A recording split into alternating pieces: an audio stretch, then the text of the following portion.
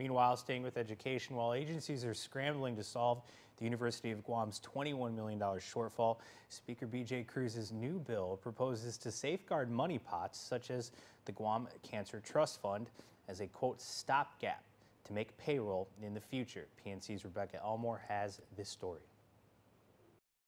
Speaker B.J. Cruz is, quote, hoping history won't repeat itself with the introduction of Bill 10, a measure aimed at making unauthorized withdrawals and transfers from an account a misdemeanor. The lawmaker is issuing out a new protective measure to keep the Department of Administration from raiding the Guam Cancer Trust Fund, and he claims this isn't the first time DOA has attempted this either.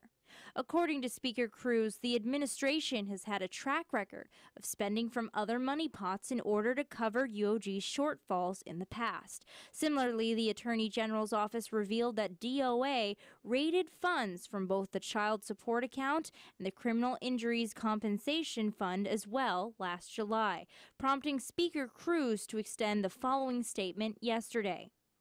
Though we shouldn't have to statutorily protect accounts like the GCTF, history has taught me that sometimes a basic sense of decency isn't enough. End quote. In response, the governor's spokesperson, Oya Nirairikla, tells PNC that this couldn't be further from the truth, saying, quote, the DOA communicates directly with the university and not just with UOG, but other agencies as well on financial issues to make sure they're all on the same page, end quote. She adds that whenever shortfalls take place, agencies speak directly to DOA's director, Christine Boletto. The governor's spokesperson shared DOA Director Christine Boletto's rationale, saying the reason why is because we are depending on the cash flow, and so what DOA does, and she said this many times, is she prioritizes certain items to make sure that payroll is paid, taxes is paid, etc. End quote.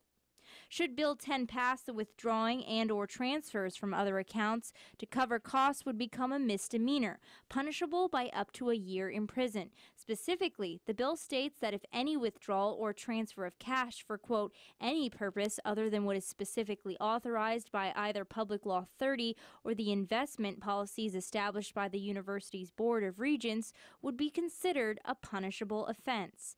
Nirairikla contends that the legislature does indeed have access to the system and told PNC, quote, the legislature can already see all the transactions that DOA makes, end quote.